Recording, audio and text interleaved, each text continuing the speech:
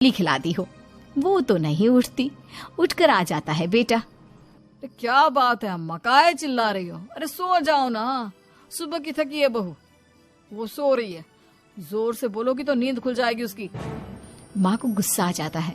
फिलहाल तो सो जाती है, लेकिन मन ही मन ढेर सारा जहर बहू के लिए भरा होता है। सुबह बहू चाय बना रही होती है कि सास धीरे से गैस तेज कर देती है, जिससे चाय का बर्तन जल जाता है। और जैसे ही बहू चाय का बर्तन उठाती है, उसका हाथ जल जाता है। मेरा हाथ जल गया। वो जोर जोर से चिल्लाकर इधर उधर भागती है कि सास थोड़ी देर में उसके हाथ में पानी डाल देती है। हाय रे बहू, क्या कर रही हो? पहली बार रसोई छुई हो क्या? सासू माँ गलती से गैस तेज रह गई थी और बर्तन जल गया, जिससे मेरा हाथ जल गया। हाय रे, कितना गंदा दाग। छी छी छी छी, मुझे तो उल्टी आ रही है तेरा गला हुआ मांस देखकर। तू ना मुझे अभी साथ से खाना मत लगाना। बहू भी खुद का हाथ देखती है तो उसे भी रोना आ जाता है। कुछ दिनों के बाद सास की सहेली आती है, बहू चाय बनाकर लाती है। उसके जाने के बाद सहेली कहती है, बहू की सुंदरता ऐसी है कि कोई भी दीवाना हो जाए। वैसे तेरे बेटे का क्या हाल है? अरे वैसा ही है, बहू के पीछे लट्टू। क्या करूं, कुछ समझ में नहीं आ रहा। मैंने तो बहू के चेहरे पर दिवाली के पटाखे की चक्री फेंक दी, उसका पूरा चेहरा जल गया। अब देखो ना रही सुंदरता, और ना ही अब मेरा बेटा उसे पूछता है। अरे अब तो वो उसे छोड़कर दूसरी भी देखने को बोल गया है मुझे। बहू सारी बात सुन रही होती है। आंटी एक बात बताइए, क्या भरोसा है कि दूसरी सही आए और आपके अनुसार रहे? देखिए आंटी, मेरी सासू माँ को गलत बात सिखाने की जरूरत नहीं है। हमारा परिवार साथ में खुशी से रह रहा है। देख बहू, मेरी सहेली की बेइज्जती ना कर, वही अच्छा रहेगा तेरे लिए, समझी? बहू नहीं मानती है। वो बार बार उनकी सहेली को घर से निकल जाने को कहती है। तभी सास की सहेली पास के चूल्हे से लकड़ी लाकर बहू के चेहरे पर लगा देती है। बहू जोर जोर से रोने लगती है। अरे ये क्या कर दिया? मैंने कहाँ किया, ये तो तूने किया। तू ही नहीं चाहती थी कि बहू बेटे के साथ रहे, भला मैं क्यों करूँगी?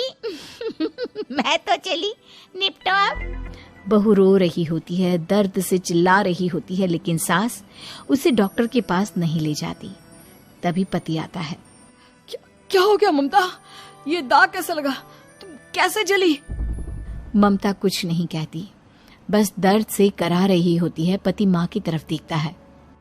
हो ना हो माँ, ये पक्का आपका काम है। आप ही ममता से जला करती थी ना।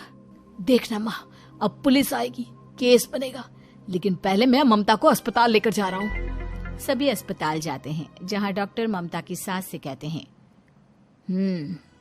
आपने तो नहीं जलाया ना बहू को? अब ममता की सास के तो पसीने छूट रहे होते हैं। वो घबरा कर कहती है, ना ना डॉक्टर साहब, कैसी बात करते हैं? हम क्यों जलाएंगे अपनी बहू को?